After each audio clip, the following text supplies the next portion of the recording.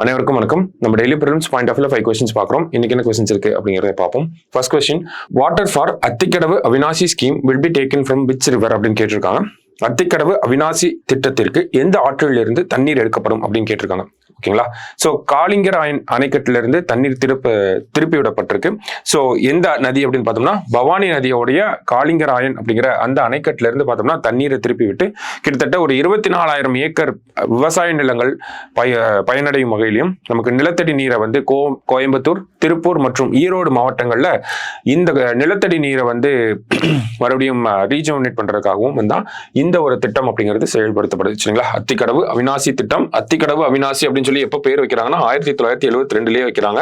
இதற்கான கோரிக்கை அப்படிங்கிறது கிட்டத்தட்ட காமராஜர் அவர்கள் முதலமைச்சராக இருந்தப்ப 1957 இருந்து இந்த திட்டத்துக்கான கோரிக்கை அப்படிங்கிறது இருக்கு. இன்னைக்குதான் இந்த திட்டம் அப்படிங்கிறது நமக்கு முதலமைச்சர் அவர்கள் தொடங்கி வைக்கிறார். சரிங்களா? சோ அத்திக்கடவு அவினாசி திட்டம் அப்படிங்கிறது எந்தெந்த மாவட்டங்களுக்கு வந்து பயனுள்ளதாக அமையும் அப்படின்னு பார்த்தோம்னா கோயம்புத்தூர், திருப்பூர் மற்றும் ஈரோடு மாவட்டங்களுக்கு வந்து இந்த ஒரு திட்டம் பயனுள்ளதாக அமையும். அடுத்தது, number of assembly constituencies in Jammu and Kashmir. Jammu காஷ்மீரில் உள்ள சட்டமன்ற தொகுதிகளின் எண்ணிக்கை எவ்வளவு அப்படின்னு பார்த்தோம்னா 90 சீட் இருக்கு. செப்டம்பர் 18ஆம் தேதி தேர்தல் நடக்கும், முதல் கட்டமாக தேர்தல் நடக்கும் அப்படிங்கிறத தேர்தல் ஆணையம் நேற்று அறிவிச்சிருக்காங்க. அடுத்தது, who is known as the father of Agni missile அப்படின்னு கேட்டிருக்காங்க. அக்னி ஏவுகணையின் தந்தை என்று அழைக்கப்படுபவர் யார் அப்படின்னு பார்த்தோம்னா நமக்கு RN அகர்வால் அவர்கள் சமீபத்தில் நேத்து காலமாயிட்டார்.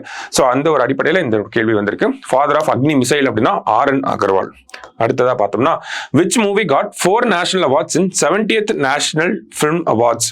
70வது தேசிய திரைப்பட விருதுகளில் 4 தேசிய விருதுகளை பெற்ற திரைப்படம் எது அப்படின்னு பார்த்தோம்னா நமக்கு பொன்னியின் செல்வன் அந்த படம் தான் வந்து 4 தேசிய விருதுகளை வந்து வாங்கியிருக்கு. என்னென்ன விருதுகள் அப்படிங்கறத நம்ம DNA பார்ப்போம். ஸோ 70வது நேஷனல் பிலிம் அவார்ட்ஸ் அப்படிங்கிறது 2022ஆம் ஆண்டுக்கான விருதுகளை நமக்கு கொடுத்துட்டு இருக்கு. சரிங்களா? ஸோ கடைசி கொஸ்டின் பார்த்தோம்னா Clade 1B and Clade 2B are variants of which virus அப்படின்னு கேட்டிருக்காங்க. Clade 1B மற்றும் Clade 2B ஆகியவை எந்த வைரஸின் மாறுபாடுகள் அப்படின்னு சொல்லி கேட்டிருக்காங்க. ஸோ இந்த வைரஸ் அப்படின்னு பார்த்தோம்னா மங்கி பாக்ஸ். ஓகேங்களா? ஸோ மங்கி பாக்ஸ் அப்படிங்கிறத சமீபத்தில் WHO வந்து என்னன்னு சொல்லியிருக்காங்கன்னா PHEIC அப்படின்னு சொல்லியிருக்காங்க. அதாவது public health emergency of international concern அப்படின்னு சொல்லியிருக்காங்க.